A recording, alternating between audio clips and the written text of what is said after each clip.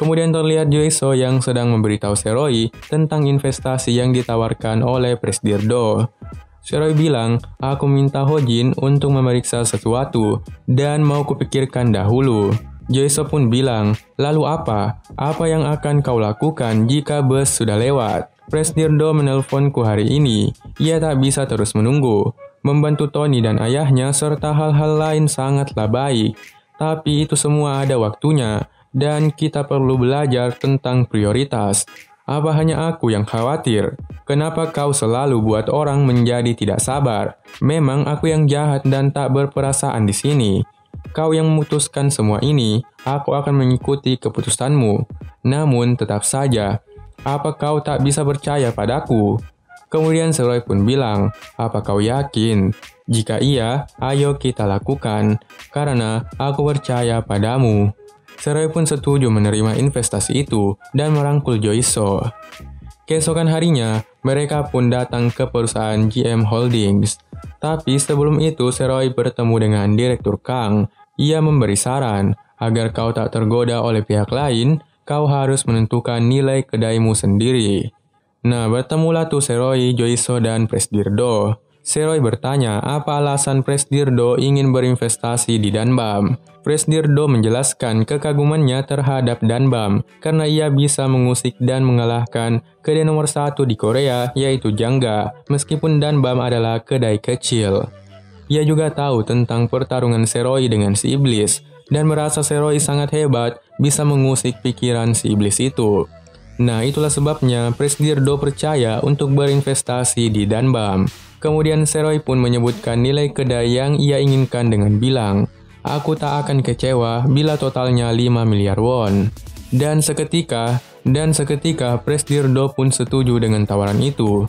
Nah, setelah itu, menyebarlah berita bahwa Danbam berhasil mendapatkan investasi sebesar 5 miliar won. Tampaknya, Direktur Kang juga senang mengetahui hal itu. Di kedai Danbam, mereka semua sibuk menerima telepon karena saking banyaknya yang ingin ikut berinvestasi di kedai mereka. Seroy pun bingung kenapa itu bisa terjadi. Kemudian Hojin pun menjelaskan bahwa jika perusahaan besar percaya padamu, maka akan banyak orang yang juga ikut percaya padamu. Itulah sebabnya mereka juga ikut berinvestasi. Dan dari banyaknya orang yang melakukan investasi, mereka berhasil mengumpulkan uang sebanyak 10 miliar won atau 125 miliar rupiah lah. Dan tampaknya mereka semua sangat senang akan hal itu. Di sisi lain, si iblis merasa suntuk dan bete mendengar hal itu. Nah, singkat cerita, mereka pun pindah ke kantor yang lebih besar, memaparkan sistem kedai mereka ke pemilik cabang, dan merayakan keberhasilan perusahaan IC mereka. Kemudian scene berpindah ke bapak-bapak dan si nenek misterius. Di sana, si nenek misterius memergoki bapak-bapak itu membeli racun untuk bunuh diri. Tentu saja, si nenek misterius ini langsung marah dong dan melarangnya untuk tidak melakukan itu. Namun, hal buruk pun terjadi. Mereka yang baru pulang berpesta melihat nenek itu sudah terkapar di jalan. Dengan sigap, mereka pun membawanya ke rumah sakit. Dan untung saja, si nenek misterius ini berhasil selamat dan hanya memiliki sedikit luka di kepalanya. Ia pun marah-marah lagi ke bapak-bapak itu, tapi Tony pun menghentikannya. Tony bilang, tenanglah nek, kau perlu istirahat. Tony pun lanjut bilang ke bapak-bapak itu, lebih baik punya ayah dibandingkan punya nasi. Putramu akan sedih bila kau pergi. Dia terus memikirkan serta merindukanmu. Tiba-tiba, si nenek misterius pun memberikannya uang dengan membeli racunnya itu, lalu menyuruhnya pulang karena anaknya pasti lapar dan menunggu sendirian. Tony pun pergi mengantarkan bapak itu. Kemudian di dalam sana, Seroy bertanya, pasti keluargamu khawatir, apa aku perlu menghubunginya? Si nenek misterius pun menjawab, keluarga, aku juga punya itu dahulu. Anak laki-laki yang baik, yang selalu hidup mengikuti segala permintaan dari ibu yang buruk ini. Kenapa dia pergi untuk hidup dengan wanita kulit hitam itu? Katanya, dia berasal dari Guinea, Afrika. Aku tak merestui mereka. Tony pun memperlihatkan foto ayahnya ke nenek itu. Kemudian, nenek itu lanjut bilang, itu kali pertama Dia mengatakan sesuatu yang dia inginkan. Aku tak setuju dengan hal pertama yang dia inginkan. Dia pasti sangat membenci ibunya ini, tapi sayang sekali ia sudah meninggal karena kecelakaan. Dan ia pun meminta maaf ke Tony. Jadi kesimpulannya, si nenek misterius ini adalah nenek dari Tony. Dan sekarang kita sebut dia sebagai Nenek Kim, biar lebih mudah. Kemudian mereka semua pun pergi ke stasiun TV. Di sana, Sua sudah mendapat bocoran bahwa tema masakan kali ini adalah masakan tanpa micin. Dia bisa tahu itu karena dia punya orang dalam.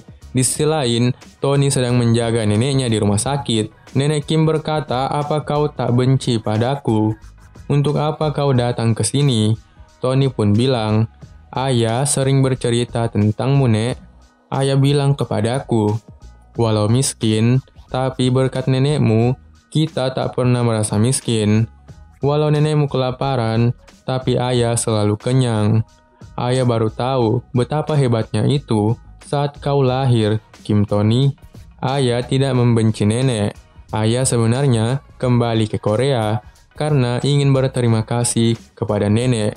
Aku akan mewakili ayahku. Terima kasih, Nek." Nenek Kim pun menangis mendengar itu semua.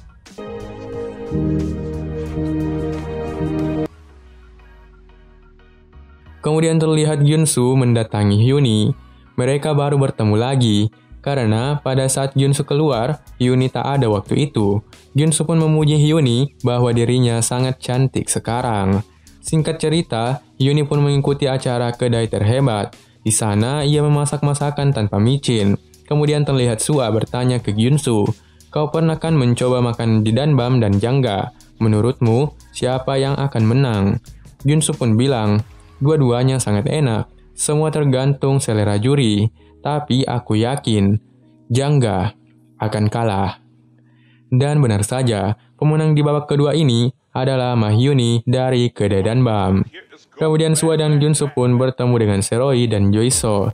Seroy mengajak Sua dan Gyun-soo untuk berpesta atas kemenangan mereka. Joiso pun melarang Seroy mengajak orang luar, tapi Gyun-soo dan Sua bilang mereka ingin ikut. Jadi mereka pun pergi berpesta bersama. Terlihat Sua langsung menggandeng lengan Seroy. Tentu saja dong hal itu membuat Joiso cemburu. Gyun-soo bilang, "Kenapa kau diam saja?" Joiso pun menjawab, "Marah-marah akan menjadi nilai minus. Semua itu ada waktunya, Gyun-soo. Lihat apa yang akan terjadi 2 tahun lagi." Kemudian Gyun-soo pun bilang, "Aku belum lama keluar, tapi aku sudah rindu denganmu. Sudah kukatakan kan, aku keluar dari Danbam, itu semua karenamu." Kemudian Joiso pun berlari menghampiri Seroy dan Sua. Nah, mereka semua pun minum-minum bersama. Kayak adem gitu kan kalau beneran Danbam dan Jangga itu berdamai. Ya kayak gini deh. Di sana mereka main truth or dare gitu. Nah, ternyata botol itu berhenti di Joiso. Seroy pun disuruh untuk menanyakan sesuatu ke Joiso. Tapi Seroy bilang tidak ada yang ingin dia tahu dari Joiso, karena ia sudah tahu semua tentangnya. Jadi, kesempatan itu diambil oleh Gyun-soo. Gyun-soo pun bertanya, "Kau bilang kau akan datang kepadaku bila aku jadi pewaris Jangga. Apa kau ingat itu?" Joiso pun bilang, 기억은 하는데 근데 그거는 질문 끝. Choi pun memutar kembali botol itu dan berhenti di Seroy. Hyuni bertanya, "Ciuman pertama? Kapan ciuman pertamamu?" Seroy pun menjawab, 없는데. 한 적 없는데. Nah, dari jawaban itu terlihat Joiso sangat bahagia karena kini ia tahu bahwa dialah orang yang pertama mencium Seroy pada saat pingsan waktu itu. Kalian ingat kan? Choi kemudian bertanya, "Apa hubungan antara kau dan Sua?" Seroy pun menjawab, "Aku hanya suka pada Sua." Dari jawaban itu, wajah Joiso yang bahagia seketika berubah menjadi murung. Karena melihat wajah Joiso yang murung, Gyun-soo pun bertanya ke Seroy, "Apa kau pernah sekali saja melihat Joiso sebagai wanita?" Seroy pun menjawab, "Tidak, sekalipun tak pernah. Joiso hanya adik dan partner bagiku. Jadi selama ini yang kalian lihat semua kedekatan Joiso dan Seroy hanyalah karena Seroy merasa Joiso adalah adiknya cuy." Di dalam hati, Joiso merasa sangat sedih. Seketika, ia pun meneteskan air mata. Mereka pun kaget melihat Yoiso yang tiba-tiba menangis. Yoiso pun izin untuk pamit pergi. Nah, di sini yang tahu kalau Yoiso suka Seroi hanyalah Gyunsu dan Sua. Tapi karena Hyuni orang yang peka banget, dia juga bisa menyadari hal itu. Jadi Hyuni pun bilang ke Seroi, "Kenapa kau tak mengikutinya? Kau tak tahu alasan dia terluka. Cepat bawa dia kembali." Tapi si Gyunsu brengsek malah bilang, "Kau tak boleh susul dia kalau begitu. Kau tak lihat dia sebagai wanita kan? Jika kau susul, kau memberi harapan palsu." Hyuni pun bilang ke Gyunsu, "Saat ini, kau tak perlu bersikeras menyakiti perasaannya." Hyuni bilang ke Seroi, "Dia penting kan? Jangan biarkan dia sendiri." Nah, Seroi pun berdiri dan pergi mengejar Yoiso. Setelah itu, Hyuni pun memarahi Gyunsu. Gue paling suka karakter Hyuni di sini dan gak suka dengan karakter Gyunsu yang super nyebelin. Di luar sana, Seroi pun mengejar Yoiso dan untung saja ia berhasil menghentikannya. Seroi yang tidak peka kemudian bertanya, "Ada apa denganmu? Kenapa kau begini?" Yoiso pun menjawab, "Aku punya rencana untuk 2 tahun ke depan, tapi semua rusak karena Gyunsu brengsek itu. Kalau begitu, akan kulaksanakan rencana cadangan." Di dalam hati, Yoiso berkata, "Aku akan memberitahunya sekarang juga." Hatiku seperti akan meledak. Dan Yoiso pun bilang, 괜찮니? 사랑해요. 사랑해요. 사랑해요, 사장님. ia mengulang kalimat itu sebanyak 5 kali, tapi Seroi cuma bilang, "Ini mungkin karena aku seperti keluarga, kau nyaman sehingga berpikir."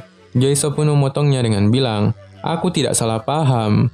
Aku tak pernah sekalipun menganggapmu seperti keluarga. Sejak kali pertama kita bertemu, hingga saat ini, tidak ada perasaan yang lebih jelas dari perasaan ini." Seroi pun bilang, "Gyunsu suka padamu kan? Kau akan terima Gyunsu bila dia berhasil." Yoiso pun bilang, "Itu hanya perkataan yang kukatakan begitu saja. Aku memanfaatkan perasaan Gyunsu padaku untuk membantumu dalam berbagai hal. Aku tahu itu tidak etis untuk dilakukan. Aku tak minta kau memahamiku. Aku tak ingin berbohong padamu. Inilah aku yang sebenarnya. Namun, karena aku tahu kau tak suka hal seperti ini, oke, aku tak akan seperti itu lagi. Karena itu, jangan bicarakan Gyunsu dan terima saja aku yang sekarang." Seroi pun bilang, "Yoiso, perbedaan umur kita 10 tahun. Kita baik saja sampai sekarang kan?" Yoiso pun bilang, "Bila kau tak menyukaiku, bilang saja tak suka. Masalah pekerjaan atau perbedaan umur, alasan itu terdengar payah. Aku tak ingin mendengar alasan seperti itu darimu. Aku hanya butuh 1 kata saja darimu. Apa aku benar-benar tak ada kesempatan?" Seroi pun menjawab, "Ya, jangan sukai aku." Yoiso pun menghapus air matanya dan lari meninggalkan Seroi. Begini rasanya ketika cewek bucin, tapi ternyata cintanya ditolak dan bertepuk sebelah tangan cuy. Jujur gue ngerasa sedih banget sama Yoiso pas adegan ini. Yoiso pun mengingat semua kenangannya bersama Seroi, yang menangis tersungek-ngek di tengah jalan, dan episode 11 pun selesai. Oke guys, kalau kalian penasaran kelanjutan episodenya, kalian bisa pantau terus di channel ini. Sorry karena episode 12-nya mungkin bakal diupload besok. Oke, sekian dulu ya video kali ini. Wassalamualaikum warahmatullahi wabarakatuh.